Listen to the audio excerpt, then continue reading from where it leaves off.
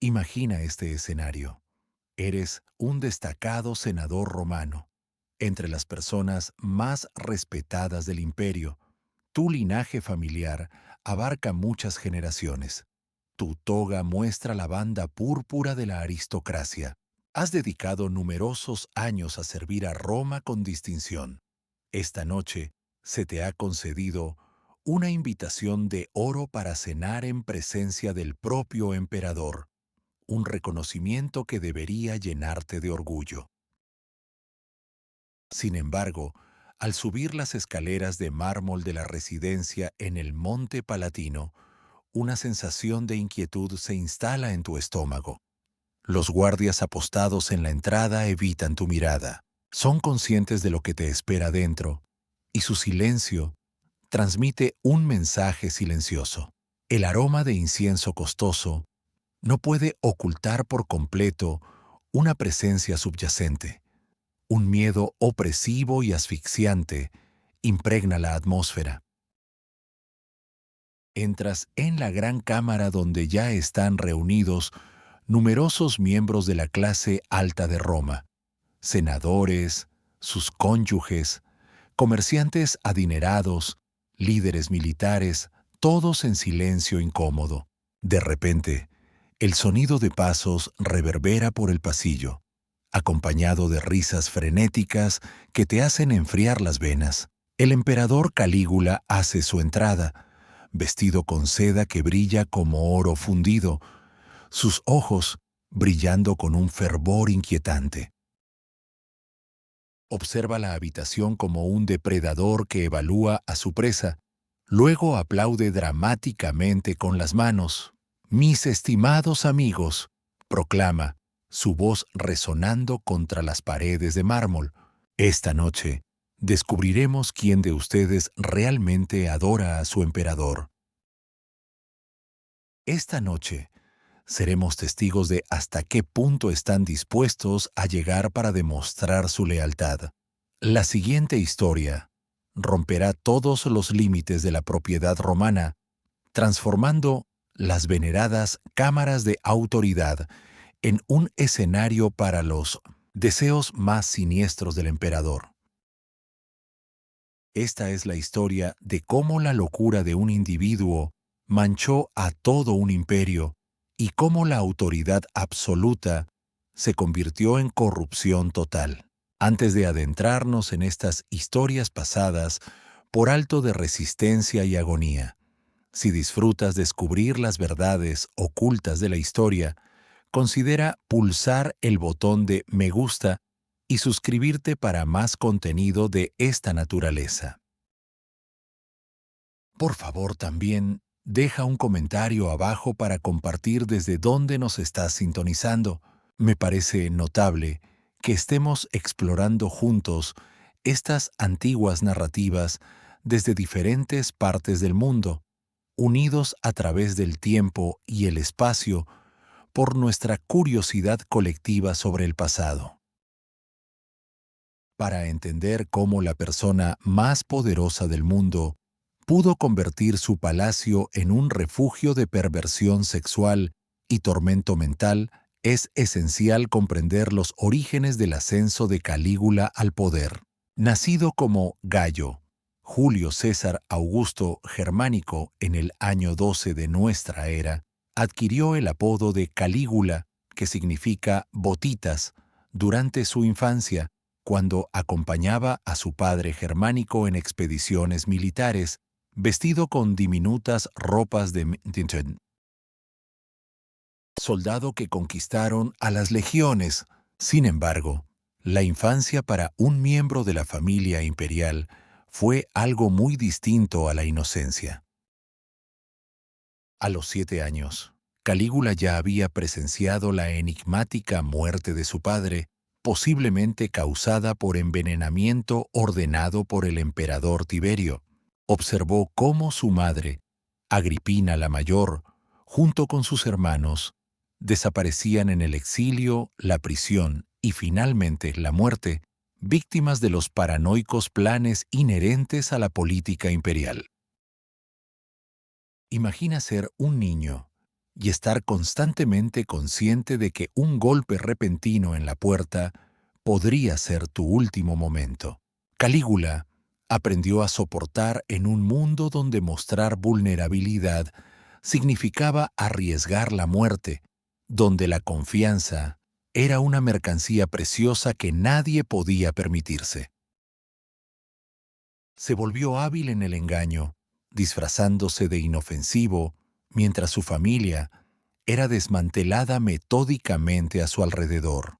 Este trauma temprano surgiría más tarde en su deseo compulsivo de dominar y humillar a otros, especialmente a aquellos que se parecían a las estructuras de poder que habían sembrado miedo durante su juventud. Cuando Tiberio finalmente murió en el año 37 de nuestra era, el pueblo romano recibió con entusiasmo genuino a Calígula, de 24 años, como emperador. Aquí estaba el hijo de su querido Germánico, el joven que una vez había ganado la admiración de los ejércitos. Roma había soportado décadas de gobierno bajo el paranoico y recluso Tiberio. La gente ansiaba un líder joven, alguien que prometiera un regreso a los gloriosos días del pasado. Durante 7 meses, Calígula pareció encarnar todo lo que habían anticipado. Recordaba a los exiliados políticos, otorgaba bonificaciones lujosas a la guardia pretoriana y organizaba magníficos espectáculos públicos. La población lo admiraba profundamente. Sin embargo, luego ocurrió un cambio. Un evento que convertiría la residencia imperial de un centro de poder en un escenario para las fantasías sexuales más depravadas del emperador. A finales del año 37 después de Cristo, Calígula enfermó gravemente con lo que los relatos antiguos describen como una fiebre cerebral tan intensa que detuvo el funcionamiento de todo el imperio. Durante varios días, estuvo al borde de la muerte, mientras Roma contenía la respiración, esperando la recuperación de su joven gobernante. Algunos estudiosos creen que esta enfermedad causó daños permanentes en su cerebro, mientras que otros sostienen que simplemente eliminó la frágil capa de cordura que previamente había contenido sus tendencias más oscuras. Una vez que Calígula recuperó la salud, quienes estaban cerca de él observaron inmediatamente la transformación. El joven que alguna vez mostró moderación y perspicacia política había desaparecido. En su lugar, se encontraba un individuo que parecía haberse desconectado completamente de la realidad. Todo sentido de límites entre lo sagrado y lo profano, lo aceptable y lo impensable, había desaparecido. El cambio no era inmediatamente evidente para los externos. Empezó con cosas menores, gastos extravagantes, conductas peculiares durante reuniones privadas y decisiones cada vez más impredecibles. Sin embargo, detrás de las puertas selladas de la residencia imperial, se estaba desarrollando una transformación mucho más siniestra. Calígula había descubierto algo durante su experiencia casi fatal, la conciencia embriagadora de que, como emperador, poseía el poder de hacer absolutamente cualquier cosa a cualquiera, sin que nadie pudiera intervenir. Los sirvientes del palacio fueron los primeros en observar el comportamiento alterado de Calígula. Los sirvientes que habían servido en la familia imperial durante muchos años, de repente, se encontraron a merced de los caprichos extraños del emperador y de sus demandas sexuales.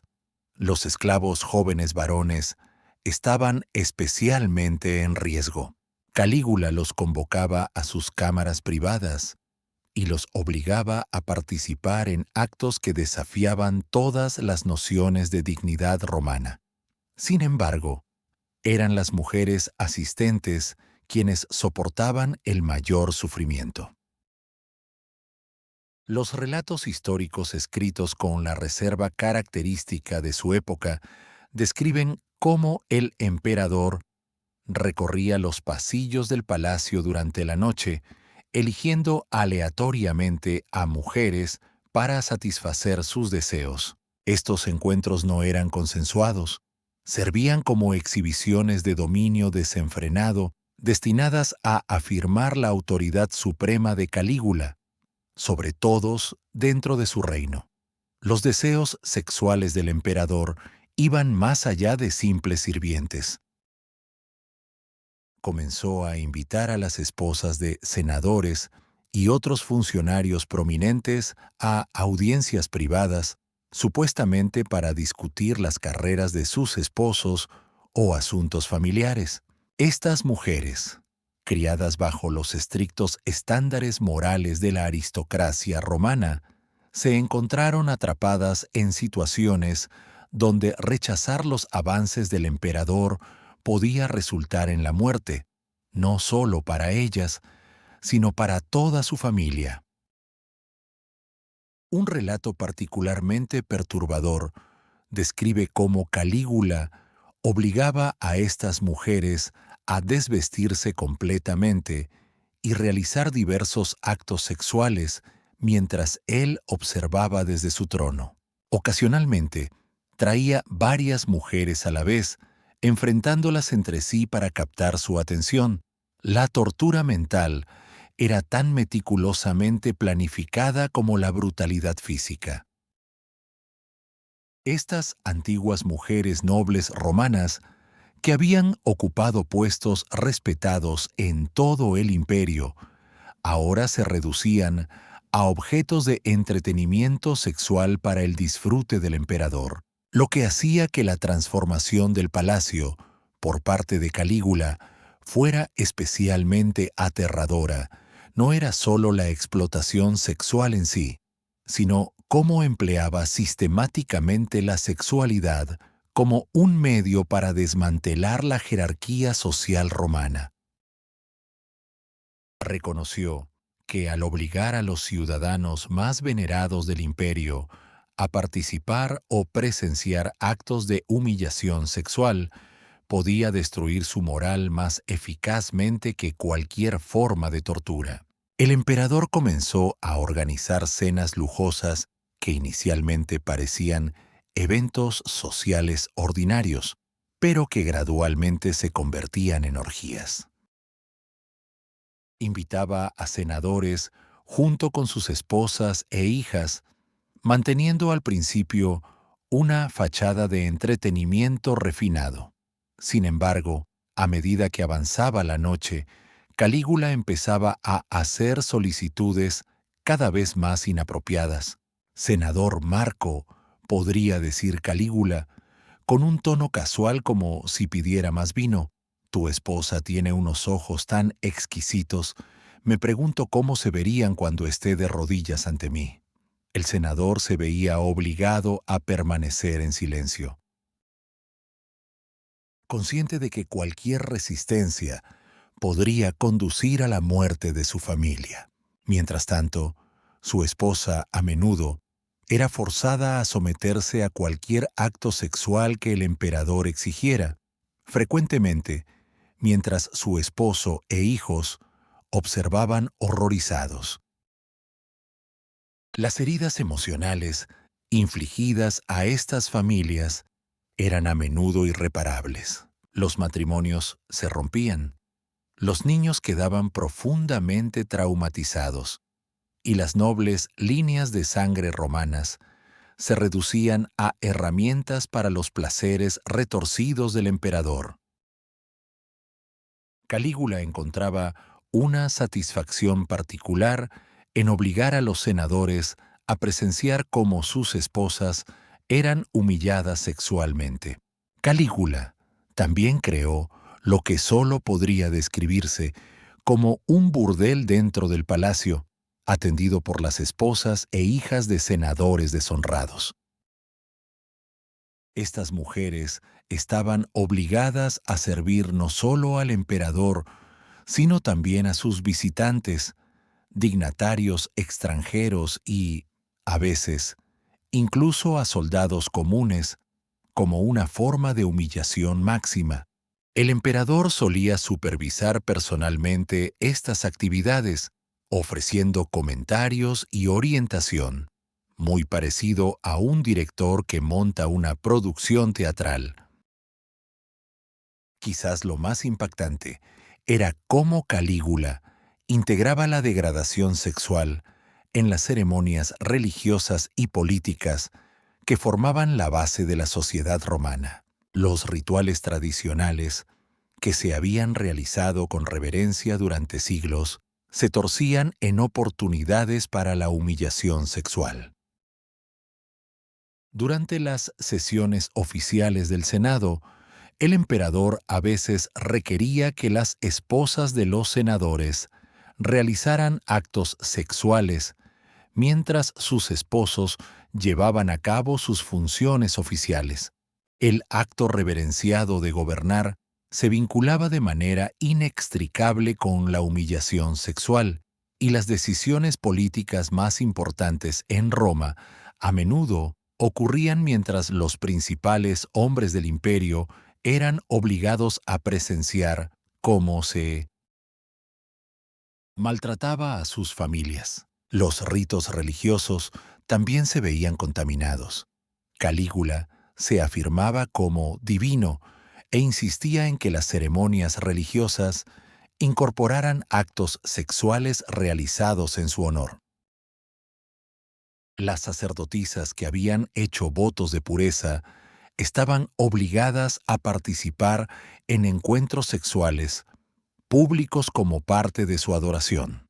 Las festividades religiosas convencionales se transformaron en ocasiones para grandes orgías que involucraban a participantes no dispuestos, provenientes de las clases nobles de Roma.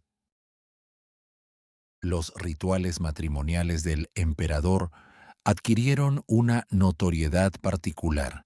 Él contraía y anulaba múltiples matrimonios, a veces en cuestión de días, convirtiendo cada boda en una oportunidad para avergonzar públicamente a la familia de la novia. Un relato histórico describe cómo obligó al padre de una novia a observar mientras consumaba el matrimonio frente a toda la procesión nupcial, convirtiendo lo que era sagrado en una exhibición pública de dominación. Los deseos sexuales de Calígula iban más allá del placer personal.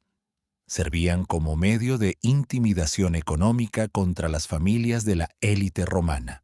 El emperador seleccionaba a las esposas e hijas más bellas de ciudadanos adinerados y luego exigía acceso sexual a ellas como condición para mantener la seguridad y prosperidad de sus familias.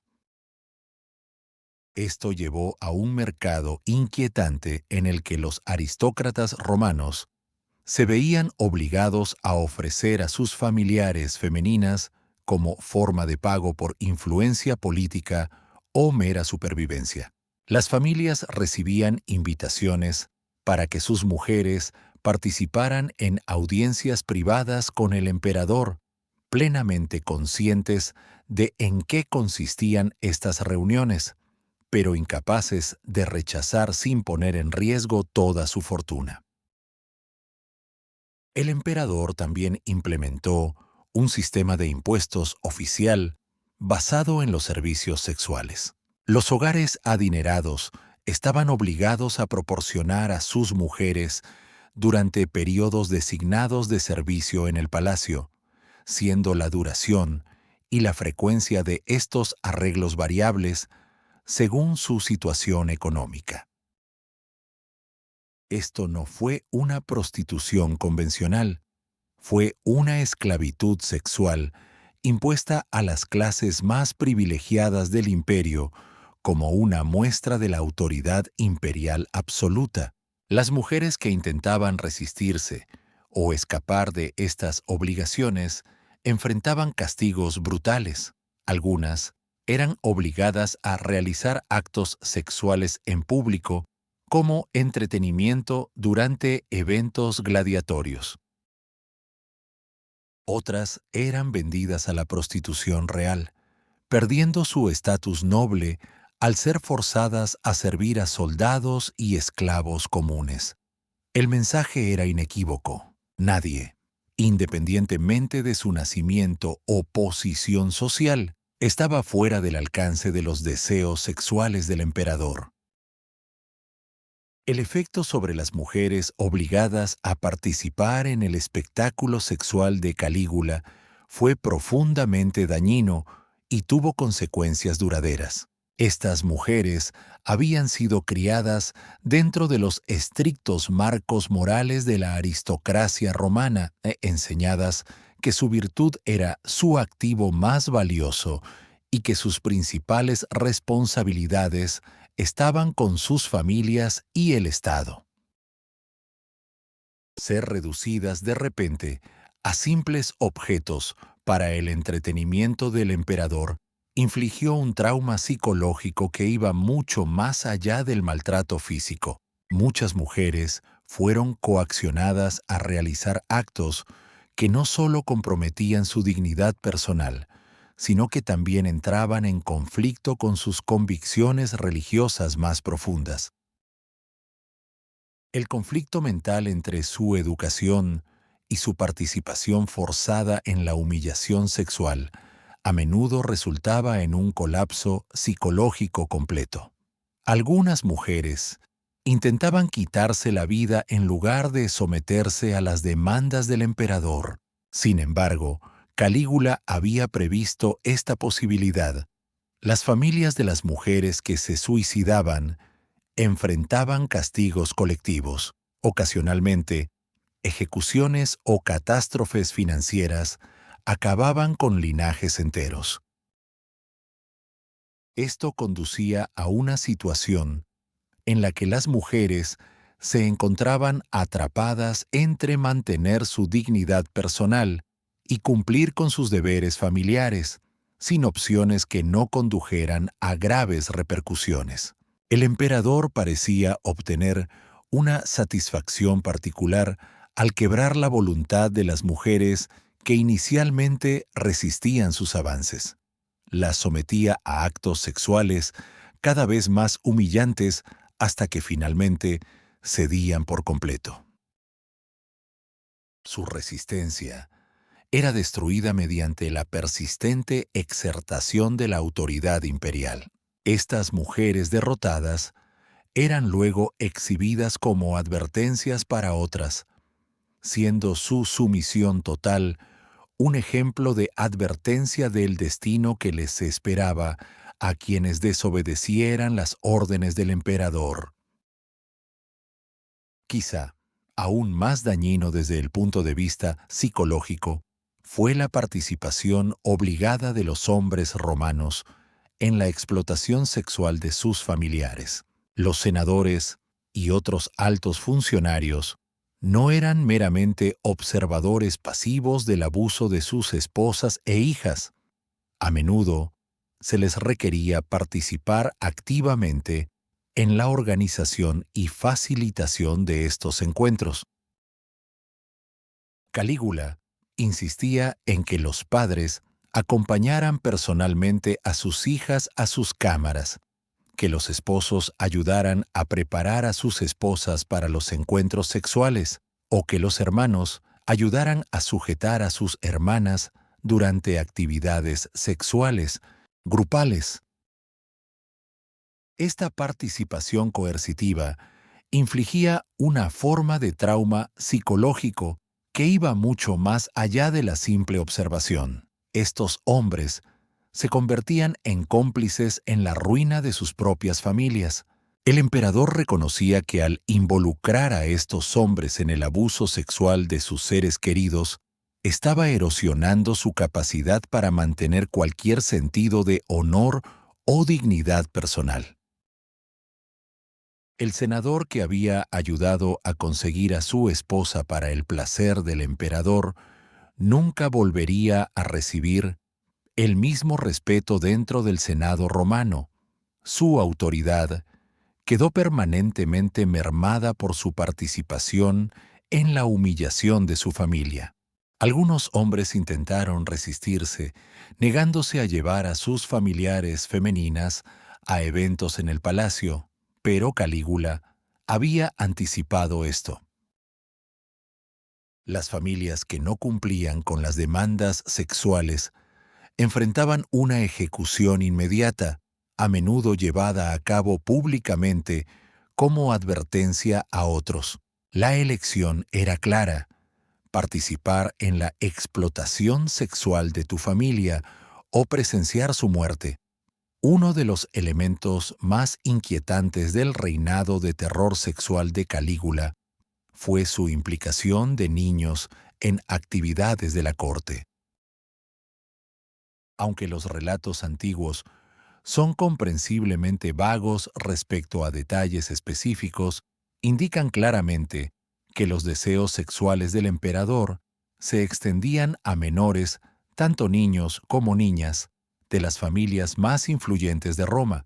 Los niños llevados a las reuniones imperiales eran obligados a presenciar actos sexuales que ningún niño debería ver jamás, infligiéndoles heridas psicológicas que permanecerían a lo largo de sus vidas. Algunos fueron forzados a participar en actos sexuales ellos mismos. Su inocencia fue destruida como parte del esfuerzo del emperador por corromper cada aspecto de la sociedad romana. Los efectos duraderos en estos niños fueron profundos. Muchos crecieron incapaces de establecer relaciones sanas, con su comprensión de la sexualidad permanentemente distorsionada por sus experiencias infantiles en el palacio. Otros llegaron a convertirse en delincuentes, perpetuando el ciclo de abuso a medida que maduraban y adquirían posiciones de autoridad. Calígula parecía comprender que, traumatizando sexualmente a la descendencia de la élite romana, aseguraba que su corrupción perdurara más allá de su propio mandato. Estos niños eventualmente se convertirían en la próxima generación de gobernantes romanos. Sin embargo, llevarían las heridas psicológicas de su tiempo en el palacio, lo que podría continuar ciclos de abuso durante muchos años. A medida que avanzaba su gobierno, Calígula comenzó a formalizar sus comportamientos sexuales en una especie de culto religioso centrado en la veneración imperial. Se proclamó a sí mismo como una deidad viviente e insistió en que los actos sexuales realizados en su honor fueran considerados ritos sagrados. Esto no era simplemente signos de arrogancia. Era una estrategia para justificar su conducta sexual inapropiada, enmarcándola dentro de la autoridad religiosa. Se construyeron templos en los terrenos del palacio donde los seguidores estaban obligados a participar en actos sexuales como actos de devoción al emperador divino. Estos no eran prácticas espirituales voluntarias, eran actuaciones sexuales obligatorias impuestas a quienes buscaban la favor del emperador o intentaban evitar su ira. El emperador orquestaba ceremonias complejas en torno a sus actividades sexuales, completas con procedimientos oficiales y componentes ritualísticos. Participar en actos sexuales con el emperador o sus representantes designados era visto como una unión sagrada con lo divino, mientras que observar estos actos se convirtió en una forma de adoración esperada de quienes visitaban el palacio. Esta ideología religiosa ofrecía a Calígula una justificación incluso para sus demandas sexuales más extremas. Cuando las esposas de los senadores eran obligadas a participar en encuentros sexuales grupales, se enmarcaba como un deber religioso en lugar de un simple capricho personal del emperador. De manera similar, cuando los niños estaban involucrados en rituales sexuales, se los presentaba como una iniciación en misterios divinos en lugar de abuso infantil. La tiranía sexual de Calígula no se limitaba únicamente a los muros del palacio. Se extendió por todo el imperio a través de una red de funcionarios que llevaban a cabo prácticas similares en su nombre.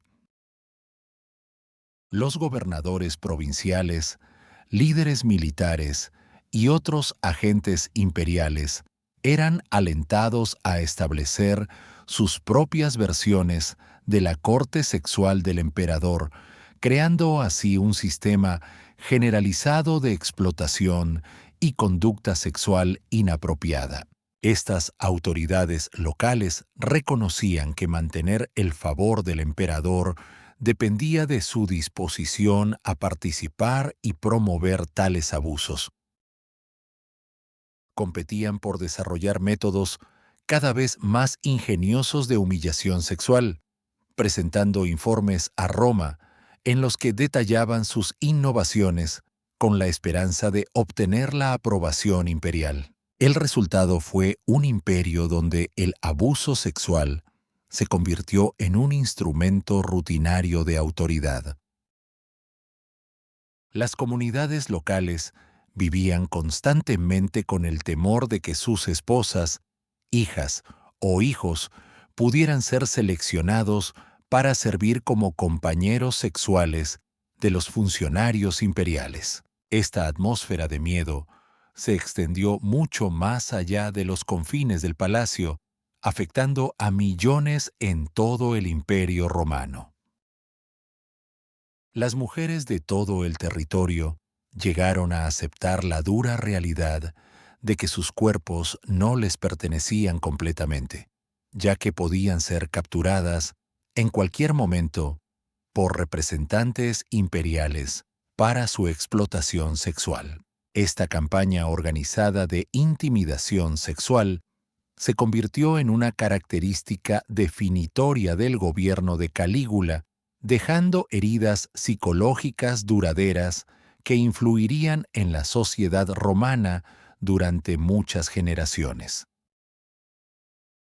Para el año 40 después de Cristo, los excesos sexuales de Calígula habían escalado a niveles que sorprendieron incluso a quienes habían sido testigos de sus actos de depravación anteriores. Las reuniones en la corte se habían transformado en exhibiciones sexuales grandiosas que podían durar días, involucrando a cientos de personas obligadas a participar en comportamientos cada vez más extremos. Los últimos meses del emperador estuvieron marcados por actuaciones sexuales de escala y brutalidad sin precedentes. Organizó orgías a gran escala que involucraban a senadores, sus familias, embajadores extranjeros, esclavos e incluso animales, creando escenas sexuales que servían como demostraciones de su dominio absoluto sobre la dignidad y la moral humanas. Estos actos finales parecían motivados no solo por el placer personal, sino como declaraciones sobre la naturaleza misma del poder imperial. Al obligar a los ciudadanos más distinguidos de Roma a participar en los actos sexuales más humillantes, Calígula hacía una declaración filosófica sobre la futilidad de los valores tradicionales romanos frente al poder supremo. El punto de inflexión ocurrió cuando Calígula declaró su plan de establecer sus rituales sexuales como la religión estatal del imperio, ordenando a todos los ciudadanos romanos participar en ceremonias sexuales como actos de lealtad. Este movimiento para institucionalizar y difundir su tiranía sexual fue la última gota que provocó la conspiración para actuar. El 24 de enero del año 41 de nuestra era, Calígula fue asesinado por miembros de la Guardia Pretoriana en los pasillos ocultos de su propio palacio. Sin embargo, incluso después de su muerte, las atrocidades sexuales del emperador continuaron infundiendo miedo entre sus víctimas. La conspiración estuvo motivada no solo por preocupaciones políticas, sino también por agravios personales, ya que varios de los asesinos habían sido obligados a presenciar cómo sus propios familiares eran sometidos a los abusos sexuales del Inotsutisho, emperador. El nuevo gobernante, Claudio, enfrentó el desafiante reto de abordar las consecuencias del reinado de terror sexual de Calígula. La evidencia física de los crímenes del emperador era considerable, incluyendo cámaras diseñadas para torturas sexuales, colecciones de obras obscenas que representaban a víctimas reales del palacio y registros detallados de encuentros sexuales que se utilizaban como material de chantaje contra familias influyentes. Gran parte de esta evidencia fue eliminada discretamente, no por reverencia a la memoria de Calígula, sino para proteger a las víctimas y a sus familiares de una mayor vergüenza. Las cámaras que habían sido sitios de conducta sexual indebida fueron selladas o completamente renovadas, como si la nueva administración buscara borrar cualquier rastro físico de lo ocurrido. La ocultación se extendió más allá del ámbito físico hasta la documentación histórica. Aunque los cronistas antiguos registraron explícitamente las ofensas sexuales de Calígula, emplearon un lenguaje velado que ocultaba la magnitud total del abuso. Muchas víctimas y sus familias preferían este secreto, reconociendo que las descripciones detalladas de su sufrimiento solo profundizarían su humillación. El elemento más devastador de la tiranía sexual de Calígula fue lo completamente que silenciaba a sus víctimas. El marco social romano, con su énfasis en el honor y la reputación familiar, hacía casi imposible que los sobrevivientes pudieran hablar abiertamente sobre sus experiencias sin poner en riesgo su posición social restante. Las mujeres que habían sido explotadas sexualmente por el emperador enfrentaban una sociedad que las culpaba por su victimización, independientemente de las circunstancias. Los hombres que habían sido obligados a presenciar la humillación sexual de sus esposas no podían hablar de sus experiencias sin revelar su propia impotencia y complicidad. Los niños que habían visto o sufrido abusos sexuales a menudo llevaban su trauma en silencio durante toda su vida. Esta conspiración del silencio significaba que el alcance completo de los delitos sexuales de Calígula quizás nunca se entendiera por completo. Familias desgarradas por el abuso sexual tenían fuertes motivos para ocultar sus experiencias. Mientras tanto, las narrativas históricas estaban necesariamente limitadas por las normas sociales que hacían inapropiado el debate abierto sobre temas sexuales en el discurso público. El silencio también resultó en que muchas víctimas nunca recibieran justicia o incluso reconocimiento de su sufrimiento. El nuevo gobierno imperial priorizó la estabilidad política sobre abordar los abusos pasados, dejando a los sobrevivientes para gestionar su trauma sin apoyo ni reconocimiento. Los crímenes sexuales cometidos en el palacio de Calígula tuvieron repercusiones que fueron mucho más allá de su mandato de 4 años. El daño psicológico infligido a la élite de Roma creó ciclos intergeneracionales de disfunción que impactaron a la sociedad romana durante muchos años después. Los niños que presenciaron o sufrieron abusos sexuales en el palacio a menudo desarrollaron percepciones profundamente distorsionadas de la sexualidad, la autoridad y las relaciones humanas. Algunos llegaron a convertirse en delincuentes, incapaces de diferenciar entre una expresión sexual saludable y los comportamientos abusivos que habían aprendido durante la infancia. Otros se volvieron vulnerables a nuevas víctimas, ya que su trauma infantil los dejaba expuestos a una explotación continua.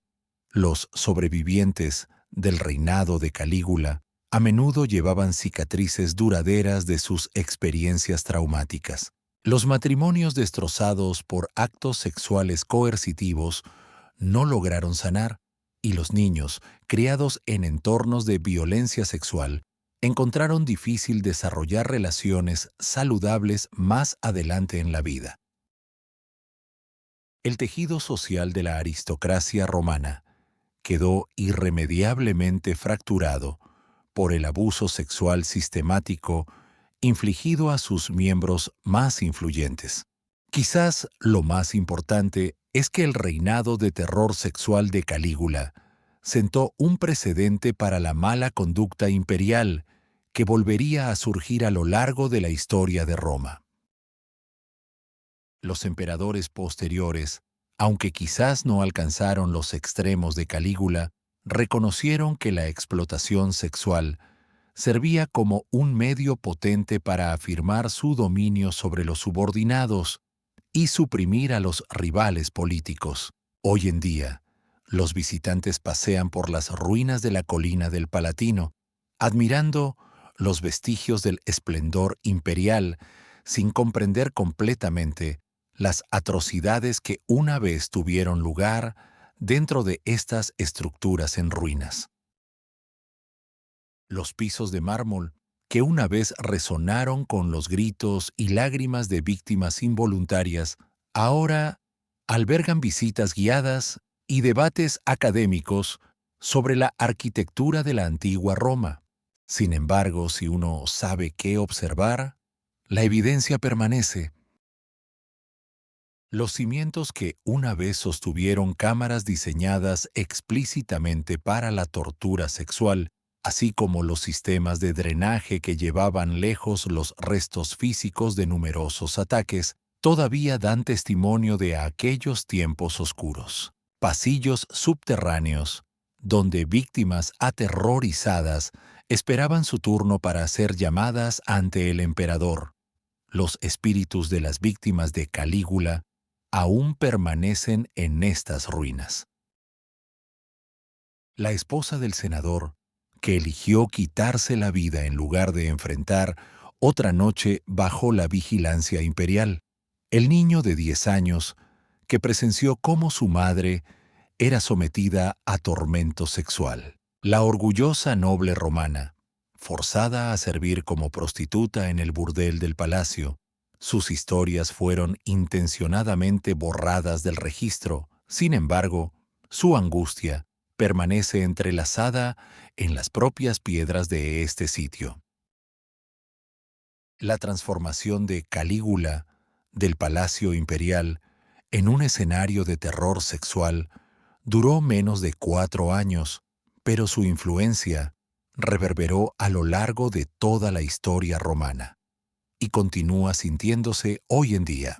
Las atrocidades del emperador sirven como un recordatorio contundente de que la violencia sexual ha sido durante mucho tiempo una herramienta utilizada por aquellos que buscan dominar y ejercer control sobre otros, ilustrando cómo incluso las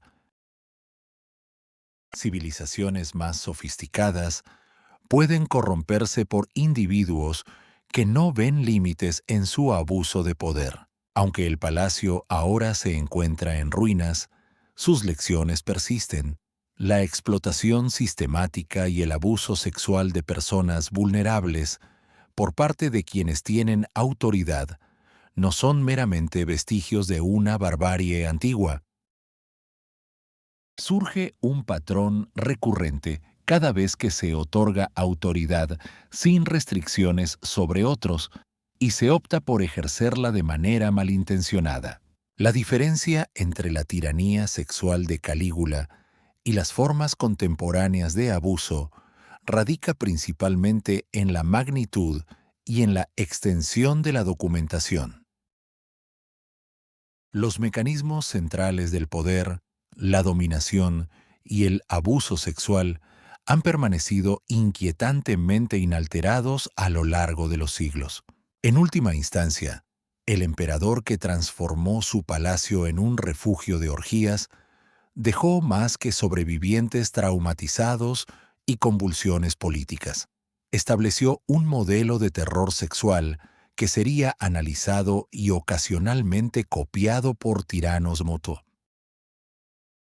Lo largo de la historia, su influencia no está grabada en piedra ni inscrita en metal, sino en las heridas psicológicas infligidas a generaciones de víctimas, sirviendo como un recordatorio contundente de que los crímenes más graves no solo dañan cuerpos, sino que devastan